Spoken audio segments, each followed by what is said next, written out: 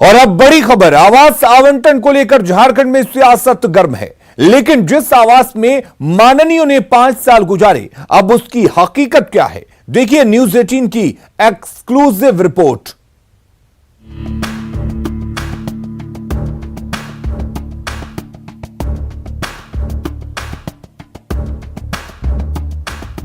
झारखंड में विधायक आवास के आवंटन पर घमासान मचा है। कोई आवास छोड़ना नहीं चाह रहा तो कोई आवास आवंटन के बाद नए भवन में शिफ्ट कर रहा है। लेकिन इन सरकारी आवास की सच्चाई ये है कि कुछ पर अवैध कब्जा है तो कुछ खाली आवास से पंखे, बिजली बोर्ड, एससी तक गायब हैं। कुछ विधायक आवास में तो दरवाजे और खिड़की के चौखट तक नहीं हैं। माननीय विधायक और मंत्री 5 साल तक जनप्रतिनिधि के रूप में जिस मकान में रहकर जनता की आवाज बनते हैं, सदन में उनकी आवाजें उठाते हैं, आवाज छोड़ने के बाद जब वो खाली करते हैं तो क्या स्थिति होती है, ये देखने के लिए भी हम हैं भाजपा की पूर्व विधायक गंगोत्री कुजूर जो मांडर से विधायक थी, उनके आवास पे। उनका आवास की स्थिति देखिए, उनका किचन में जो चौखट है वो नदारत है, चौखट उखाड़ लिया गया है, खिड़की के भी जो चौखट है वो वहाँ पर नहीं दिख रहे हैं। पूर्व विधायक मेनका सरकार का आवास तोरपा विधायक कोची मुंडा को आवंटित किया गया है, लेकिन विधायक आवास में ताला लटका है। ऐसे में प्रशासन इन तालों को तोड़कर कोची मुंडा को आवास सौंप रही है, लेकिन यहाँ भी सामान गायब है। लॉ एंड ऑर्डर से आदेश दी गई है कि विधायक आवास 168 उसको खाली कर दिया जाए। ये विधायक माननीय विधायक तोरपा श्री कोचे मुंडा जी को आवंटित किया गया है। जो सामान है विधानसभा का वो हम रिसीव करेंगे, और जो सामान नहीं है वो विधानसभा समझेगी, हम लोग को उससे मतलब नहीं। बीएसपी के पूर्व विधायक कुशवाहा शिवपूजन मेहता का आवास बीजेपी विधायक अमित मंडल को आवंटित किया गया, लेकिन यहाँ भी मरम्मती का काम चल रहा है। किचन भी टूटा हुआ है, सामान भी नहीं है। यहाँ पर दीवार में सीवरेज था, पूरा पपड़ी लगा हुआ था, पूरा रूम के अंदर चूहा जो है सब किवाड़ काट दिया था। अलमीरा के अंदर में जो है चूहा जो है अपना बिल बना लिया है। किचन देख रहे हैं, किचन तोड़ करके जो है वो लोग ठेकेदार लोग चला गया है। अब खाना बनाने की स्थिति में हम लोग नहीं है, कहीं बाजार से खाते हैं, कभी कहाँ खाते हैं, कभी कहाँ खाते हैं। इसी तरह से जिंदगी यहाँ पर जी रहे हैं। पूर्व मंत्री रणधीर सिंह का आवास तो चकाचक है, लेकिन 3 बार नोटिस मिलने के बावजूद अब तक उन्होंने आवास खाली नहीं किया है। यह पूर्व मंत्री रणधीर सिंह का आवास है। आपको दिखलाना चाहेंगे कि पूर्व मंत्री रणधीर सिंह का ये आवास है और अभी तक उन्होंने आवास को खाली नहीं किया है। हालांकि भवन निर्माण विभाग की ओर से उनको नोटिस दिया गया खाली करने के लिए, क्योंकि दूसरे मंत्री को ये आवास आवंटित होना है, लेकिन अभी तक ये मकान जो है वो खाली उन्होंने नहीं किया है। आमतौर पर नव निर्वाचित विधायक को आवास मरम्मती के नाम पर खुली छूट होती थी, लेकिन इस बार राशि निर्धारित किए गए हैं। भवन निर्माण विभाग ने टेंडर के जरिए हर विधायक आवास के मरम्मती के लिए 2.5 लाख तो मंत्री आवास के लिए अधिकतम 5 लाख जारी किए हैं। लेकिन सवाल ये है कि जिन आवास में माननीय रहते हैं, उन आवास से कीमती सामान कैसे गायब हो गए। उपेंद्र के साथ भुवन की रिपोर्ट। झारखंड में कोरोना का संक्रमण तेजी से फैल रहा है। गली मोहल्ले में रोज नए मरीज मिल रहे हैं। ऐसे में हेमंत सरकार ने ट्रेनों के पहिए पर ब्रेक लगाने का फैसला लिया है। वायरस के वार से झारखंड बेहाल है। पिछले 3 दिनों में करीब 500 नए मरीज मिले हैं। मंत्री और विधायक भी संक्रमित तो हो चुके हैं। मुख्यमंत्री समेत पूरा सीएमओ होम क्वारंटीन पर है। ऐसे में कोरोना पर लगाम लगाने के लिए झारखंड सरकार ने बिहार से आने वाले ट्रेनों के पहिए पर ब्रेक लगा दिया है। 13 जुलाई से टाटा दानापुर और जन शताब्दी एक्सप्रेस झारखंड नहीं आएगी। ट्रेनों की रफ्तार के साथ प्रदेश में कोरोना का ग्राफ भी तेजी से बढ़ता जा रहा है। सीएम हेमंत सोरेन ने इसके लिए बिहार से आ रही ट्रेनों को जिम्मेदार ठहराया है। उन्होंने रेल मंत्री से बाकायदा पत्र लिखकर ट्रेनों को बंद करने की मांग की है, जिसके बाद रेल मंत्री ने 13 जुलाई से बिहार से आ रही ट्रेनों को बंद करने का भरोसा दिया है। उसमें जो बिहार से लोग आ रहे हैं या अन्य प्रदेशों से आ रहे हैं, उससे संक्रमण फैल रहा है। क्योंकि ट्रेन का प्रतिदिन आना जाना था, तो उस संक्रमण को रोकने के लिए ये बातें बहुत सही प्रतीत होती हैं। न सिर्फ ट्रेनों के पहिए पर ब्रेक लगाया गया है, बल्कि फिर से झारखंड में एंट्री के लिए पास जरूरी कर दिया गया है। यानी बिना पास के दूसरे राज्य से कोई भी झारखंड में प्रवेश नहीं कर सकेगा। कोरोना संक्रमितों की बढ़ती संख्या को देखते हुए राज्य सरकार ने बड़ा फैसला लिया है। अब झारखंड में प्रवेश करने वाले सभी लोगों को पास की जरूरत होगी। बगैर पास के उन्हें झारखंड में प्रवेश करने की अनुमति नहीं होगी। मुख्य सचिव सुखदेव सिंह ने इस संबंध में सभी उपायुक्तों को निर्देश जारी करते हुए कड़ाई से पालन करने का निर्देश दिया है। कोरोना से जंग में रांची नगर निगम भी सरकार से कदम मिलाकर चल रहा है। निगम लगातार शहर को सैनिटाइज कर रहा है। साथ ही संक्रमण से बचाव को लेकर जागरूकता अभियान भी चलाया जा रहा है। पूरे रांची शहर में सैनिटाइजर का काम हम लोग कर रहे हैं। हर घर को सैनिटाइज हो जाए, जिसको लगता है कि अंदर घुसा के भी सैनिटाइज करेंगे, तो इसके लिए भी प्रत्येक वार्ड में हम लोग ने हैंड सैनिटाइजर दिए हैं, ताकि पीठ में अपना सामान लेकर के केमिकल डाल के और स्प्रे करेंगे, जो हाइपोक्लोराइड केमिकल हम लोग डाल करके कर रहे हैं। हाल के दिनों में कोरोना का संक्रमण तेजी से बढ़ रहा है, लेकिन लोग लापरवाह बने हुए हैं। ऐसे में कठोर कदम से ही कोरोना पर लगाम लगाया जा सकता है। रांची से संजय सिन्हा के साथ भुवन किशोर झा की रिपोर्ट। पीएचडी मंत्री मिथिलेश ठाकुर के कोरोना पॉजिटिव आने के बाद उनके कांटेक्ट में आए 80 से ज्यादा लोगों का कोरोना टेस्ट कराया गया है। मंत्री मिथिलेश ठाकुर और विधायक मथुरा महतो के कांटेक्ट में आने के बाद मुख्यमंत्री हेमंत सोरेन ने खुद ही क्वारंटीन कर लिया है। सिविल सर्जन का कहना है कि अभी कोरोना का कम्युनिटी स्प्रेडिंग हो गया है, ऐसा कहा नहीं जा सकता। कल हम लोगों ने स्वाब कलेक्शन करवाया है, जो कि टेस्ट के लिए दिया जा रहा है। मथुरा महतो के यहाँ से भी मुझे फोन आया था अभी जस्ट, तो हम लोग लिस्ट मंगा रहे हैं। ये लिस्ट को मैं फॉरवर्ड करता हूँ डिस्ट्रिक्ट एडमिनिस्ट्रेशन को, वो डिसाइड कर लेते हैं कि किनका कब कराना है। वो कराने के लिए भी एक रैशनल बेसिस होना चाहिए। लेकिन अगर कम्युनिटी स्प्रेड नहीं होने देना है, तो हम सभी को, आपको, हमको, जितने जनसाधारण हैं, सभी लोगों को इसका ख्याल रखना होगा कि हम लोग अपना प्रोटेक्शन खुद करें। और अपना प्रोटेक्शन जब हम करेंगे, तभी हम अपने समाज का, अपने जिला का प्रोटेक्शन कर पाएंगे। कोरोना काल में जिंदगी से जुड़ी तमाम जरूरतों को अग्नि परीक्षा से गुजरना पड़ रहा है। जरूरतें चाहे रोटी की हो या फिर खूबसूरत दिखने की चाहत हो, उसे कोरोना से एक जंग तो लड़नी पड़ ही रही है। कहते हैं आईना कभी झूठ नहीं बोलता। हालात जैसे भी हो, चेहरे को पढ़ने में आईने ने हमेशा अपनी ईमानदारी दिखाई है। लेकिन पिछले करीब 4 महीने से कोरोना संक्रमण को लेकर तमाम ब्यूटी पार्लर्स के आईनों पर पर्दा पड़ा हुआ है। ऐसे में अपनी खूबसूरती को लेकर सतर्क और चौकन्ना रहने वाली रांची की महिलाओं की परेशानी बढ़ गई है। उन्हें पैसे खर्च करने के बावजूद ब्यूटिशियन सर्विस नहीं मिल पा रही है। लिहाजा मजबूरी में उन्होंने घर में ही खुद के लिए अपना पार्लर बना रखा है। लेडीज़ का सबसे यही विश होता है अक्सर कि हम सबसे ज़्यादा सुंदर दिखे, और सुंदर के अलावा हम सबसे यूनिक भी दिखना चाहते हैं। तो इसलिए हम लोग ब्यूटी पार्लर जाते हैं, और ब्यूटी पार्लर में जाके हम लोग को जो परफेक्शन मिलता है, वो तो आप खुद से कितना भी आप मेकअप कर लो, बट ब्यूटी पार्लर का जो भी परफेक्शन आता है वो नहीं आता है।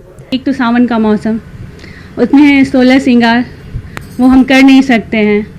और कहीं भी ओकेजनली हमें जाना होता है, कुछ भी ऐसा कोई फंक्शन छोटा या बड़ा, जिसमें मेकअप का बहुत बड़ा रोल होता है।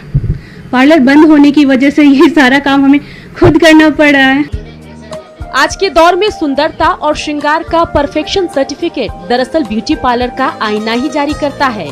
ऐसे में इस कोरोना काल में ब्यूटी पार्लर से दूर रहना महिलाओं को कचोट रहा है।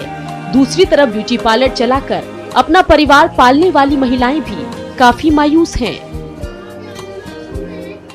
हम लोग कोरोना को दिल से बद्दुआ देते हैं। जैसे वो हमारी खूबसूरती पे एक ग्रहण लगा दिया है, वैसे वो जल्द से जल्द हमारे ज़िंदगी से चला जाए। 4 महीना से पार्लर हम लोग का बंद है। इसी से घर चलता है, परवरिश चलता है, चाहे खर्चा होता है घर का, सब चीज़ रुका हुआ है। अब 1000 गुनाह माफ हो सकते हैं कोरोना के, लेकिन खूबसूरती पर ग्रहण लगाने के गुनाह की कतई माफी नहीं हो सकती, क्योंकि इस बार मामला महिलाओं के सौंदर्य का है। कैमरामैन राजीव के साथ संजय कुमार सिन्हा, न्यूज़ 18 रांची।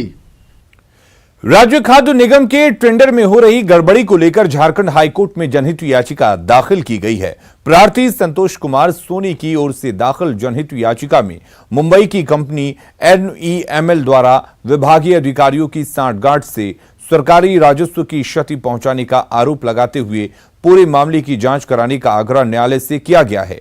जनहित याचिका में अनाज के उठाव और ट्रांसपोर्टेशन में बड़े पैमाने पर गड़बड़ी की शिकायत करते हुए इसकी जांच कराने की अपील की गई है।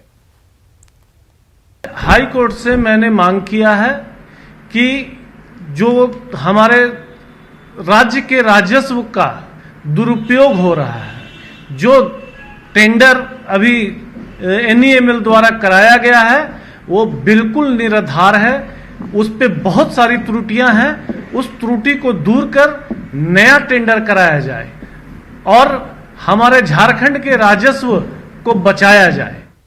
रांची के अल्बर्ट का चौक पर तैनात पुलिसकर्मियों के बीच उस समय अफरा तफरी मच गई जब रांची के SSP सुरेंद्र कुमार झा अचानक अल्बर्ट का चौक पहुंचकर पुलिसकर्मियों को स्मार्ट पुलिसिंग का सबक सिखाने लगे। SSP ने अल्बर्ट का चौक पर तैनात ASI और कोआम शहरी और आपराधिक चरित्र वाले व्यक्ति के बीच फर्क करना सिखाया। इसी बीच SSP के पास आकर एक बुजुर्ग महिला ने पेट्रोलिंग में तैनात ASI के खिलाफ अभद्रता और मारपीट की शिकायत की, जिसके बाद SSP ने बीच सड़क पर ASI को जमकर फटकारा और भविष्य में ऐसा नहीं करने की सलाह दी। नहीं, बहुत अच्छा काम हो रहा है और मतलब अभी मैं चूंकि एक स्टडी के प्रोसेस में ही हूँ तो मैं जगह जगह जाके जो महत्वपूर्ण जगह हैं वहाँ पे मैं अपने पुलिसिंग का स्टडी कर रहा हूँ। इसी परिप्रेक्ष्य में ऑफ कोर्स चूंकि कोविड का टाइम चल रहा है, लोग इसे इन्फेक्टेड हो रहे हैं, पुलिस ज़्यादा लोग हो रहे हैं, तो मैं अपने पुलिस के लोगों को उनके बीच जाके मैं अवेयर करने की कोशिश कर रहा हूँ कि एहतियात क्या करे, वो मास्क। रांची के पंडरा में चोरी करते एक युवक को लोगों ने रंगे हाथों पकड़ लिया, जिसके बाद लोगों ने उसे रस्सी से बांध दिया। घटना पिस्का मोड़ के दलाय नगर की है। बाद में ग्रामीणों ने आरोपी को PCR के हवाले कर दिया, लेकिन आरोपी पुलिस गाड़ी से कूदकर फरार हो गया और पुलिस हाथ पर हाथ धरे बैठी रही। इस घटना के से एक बार फिर से पुलिस की कार्यशैली पर सवाल उठने लगे हैं।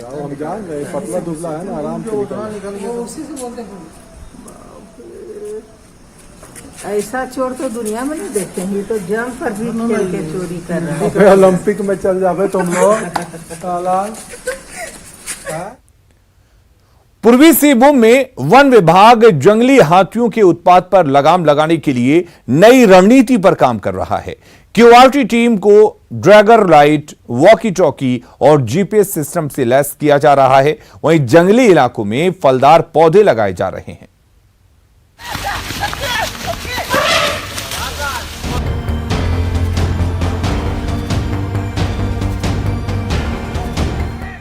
पूर्वी सिंहभूम में पहाड़ी इलाके के लोग जंगली हाथियों के उत्पात से परेशान हैं। खासकर चाकुलिया, बहरागोड़ा, घाटशिला के गांव में हाथियों ने उत्पात मचा रखा है। हाथियों ने अब तक कई लोगों की जान ले ली है, सैकड़ों एकड़ में लगी फसल को बर्बाद कर दिया है, साथ ही दर्जनों घरों को नुकसान पहुंचाया है। ऐसे में प्रभावित गांवों में दहशत का माहौल है। हाथी देखिए आने से अपना आत्मा को मचाता है और यहाँ पर जितना भी धान खेती को नुकसान कर देता है और घर तो तोड़ ही देता है, जो कमाल में उन लोग बसते वो भी। तो आने आता है तो पूरा बस्ती हम लोग एकजुट हो जाते हैं और साथ में पटाखा उटाखा फोड़ के भगा देते हैं। हाथियों के उत्पात पर वन विभाग भी गंभीर है। वन विभागों ने गांव में QRT टीम बनाई है, वहीं अब ड्रैगन लाइट मंगाए गए हैं। साथ ही QRT टीम को वॉकी टॉकी और GPS सिस्टम से लैस किया जा रहा है। इतना ही नहीं, ग्रामीणों के बीच 50 मोबाइल फोन भी बांटे गए हैं। 47 ड्रैगन टॉर्च दिए हैं विभिन्न रेंजों में और उसके साथ साथ GPS से वो लैस किए गए हैं। उसके अलावे वॉकी टॉकी भी उनको दिया गया है, 14 वॉकी टॉकी उपलब्ध कराया गया है। हम लोग कोशिश कर रहे हैं कि जो भी हमारे पास जो अवेलेबल क्षमता है उस हिसाब से हम लोग काम करके ताकि लोगों को कम से कम कठिनाई हो। और हाल के दिनों में जंगलों की कटाई बढ़ी है। जंगल का अतिक्रमण किया जा रहा है, जिससे हाथियों का झुंड रास्ता भटककर गांव की ओर आ रहे हैं। ऐसे में वन विभाग द्वारा जंगली इलाके में फलदार पेड़ भी लगाए जा रहे हैं, ताकि भोजन की तलाश में हाथी गांव की ओर न आए। आशीष तिवारी, न्यूज़ 18, जमशेदपुर। देवघर के बाबा बैद्यनाथ मंदिर में शिव और शक्ति के गठजोड़ की अनोखी परंपरा है, लेकिन श्रावणी मेला नहीं लगने से इससे जुड़े भंडारी परिवार के सामने रोजी रोटी का संकट खड़ा हो गया है।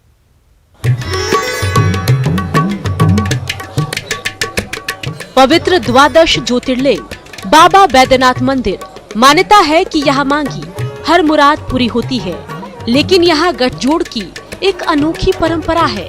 घर की सुख शांति के लिए बाबा मंदिर और मां पार्वती मंदिर के शिखर पर पवित्र धागा बांधा जाता है। शिव शक्ति का ये गठजोड़ समय के साथ अब धार्मिक अनुष्ठान का रूप ले चुका है। पुरानी परंपरा है, सुख परिवार में सुख शांति के लिए गठबंधन करवाते हैं। ये शिव पार्वती जोड़ी का प्रतीक है, सब दिन जोड़ी बनी रहे हैं, इसीलिए इसको आदमी करवाते हैं। गठबंधन और ध्वजा चढ़ाने की ये परंपरा भंडारी समाज के लोगों द्वारा की जाती है। करीब 250 से ज्यादा भंडारी समाज के लोग इसी काम में लगे रहते हैं, लेकिन इस बार कोरोना संकट के कारण मेला नहीं लगा है। श्रद्धालुओं के लिए मंदिर भी बंद है। ऐसे में भंडारी परिवार निराश है। काफी मौज थे सावन महीना में, जो कमाते थे दुर्गा पूजा करते थे, दीपावली करते थे, सब कोई 2-4-10 हज़ार रुपया रखते थे। इससे पूरा महीना कमा के उसी में दुर्गा पूजा, सब बच्चे लोग को कपड़े लेते सब करते हैं। अगली बार तो 15 लोग का परिवार में तो दिन भिन्न सब हो गया, बहुत परेशानी है। त्योहार बना सकेगा नहीं सकेगा पता नहीं। यूं तो सालों बैद्यनाथ धाम में भक्तों का तांता लगा रहता है, लेकिन सावन में यहाँ विश्व प्रसिद्ध मेला लगता है। यहाँ आने वाले ज्यादातर कांवरिये गठबंधन और ध्वजा चढ़ाने के बाद ही अपने धार्मिक अनुष्ठान को पूर्ण मानते हैं, लेकिन कोरोना संकट के कारण सावन में बाबा बैद्यनाथ के भक्तों की दूरी से भंडारी परिवार के घर का चूल्हा बुझने को है। ऋतुराज सिन्हा, न्यूज़ 18, देवघर। और जोहार झारखंड के इस बुलेटिन में फिलहाल के लिए इतना ही, लेकिन खबरों का सिलसिला लगातार जारी है। बने रहिए हमारे साथ।